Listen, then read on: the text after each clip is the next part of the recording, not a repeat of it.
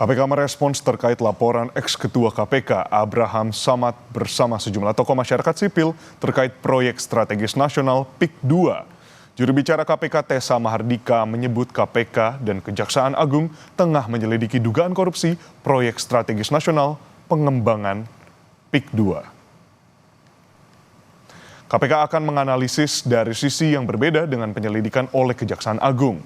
Juru bicara KPK Tessa Mahardika mengaku KPK belum ada koordinasi dengan Kejaksaan Agung terkait penyelidikan PSN pengembangan PIK 2. Namun, KPK akan menganalisis dan mencari dari sisi yang tidak sama dengan Kejaksaan Agung.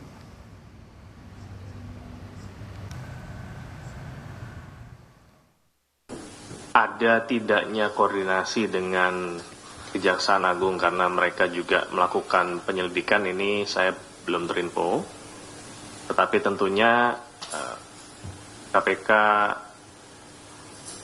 akan melakukan proses analisa, verifikasi, dan mencari dari sisi-sisi yang tidak bertabrakan dengan penyelidikan yang dilakukan oleh Kejaksaan Agung. Bawa nggak, Pak? Sejumlah tokoh masyarakat sipil termasuk mantan Ketua KPK Abraham Samad melaporkan dugaan korupsi penetapan Pantai Indah Kapuk II sebagai proyek strategis nasional dan pagar laut di Tangerang ke KPK. Para tokoh mendorong KPK memeriksa semua pihak yang diduga terlibat baik dari pihak swasta maupun penyelenggara negara dari tingkat bawah hingga atas.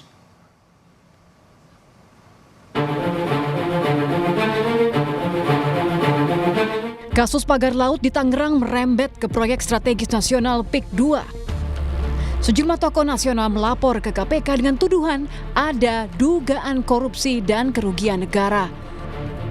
Mantan Ketua KPK Abraham Samad mendorong KPK memeriksa semua pihak yang diduga terlibat baik dari pihak swasta maupun penyelenggara negara dari tingkat bawah hingga atas. Nama Bos Agung Sedayu Group, Sugianto Kusuma alias Aguan, dan Presiden ke-7 Republik Indonesia, Joko Widodo, ikut masuk dalam laporan. Kuat dugaan telah terjadi tindak pidana korupsi di dalam penetapannya sebagai proyek strategis nasional. Kemudian juga kita melaporkan tentang ada dugaan kuat terjadi suap menyuap gratifikasi di dalam penerbitan sesuai dengan undang-undang.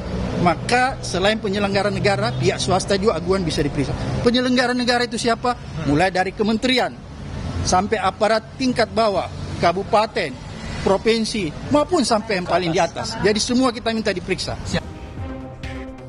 Menanggapi laporan kong kali kong sejumlah orang kuat dalam kasus pagar laut, Ketua Umum Relawan Jokowi Mania Immanuel Ebenezer meyakini meski menjabat sebagai Presiden 2 periode, Jokowi tak terlibat. Saya punya keyakinan cukup besar ya, ini ada kong kali kong lah, pasti nggak mungkin tidak antara penyelenggara negara dengan swasta. Ya ini kan problem kita puluhan tahun menghadapi para mafia tanah ini.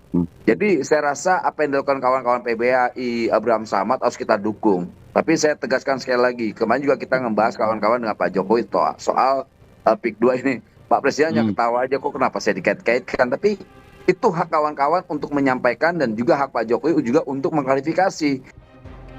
Sebelumnya, Menteri ATR BPN Nusron Wahid menyebut ada 8 oknum pejabat BPN Tangerang yang disanksi karena menerbitkan sertifikat di laut.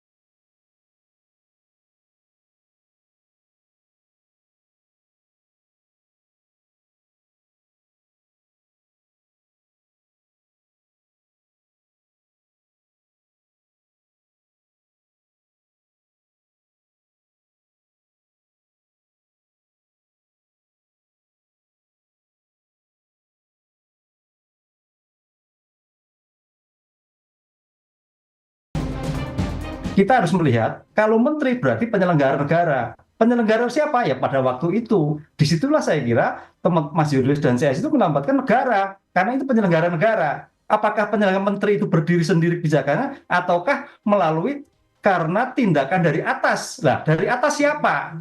Disinilah nanti akan diurut sebetulnya aktor intelektual dari kasus ini siapa.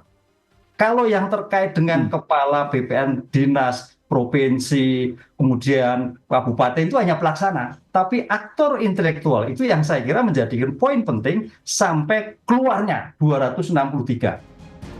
Hipnu menegaskan, 3 institusi penegak hukum harus bekerja sama dalam mengungkap semua pihak yang terlibat, agar kasus pagar laut tak seolah lempar tanggung jawab.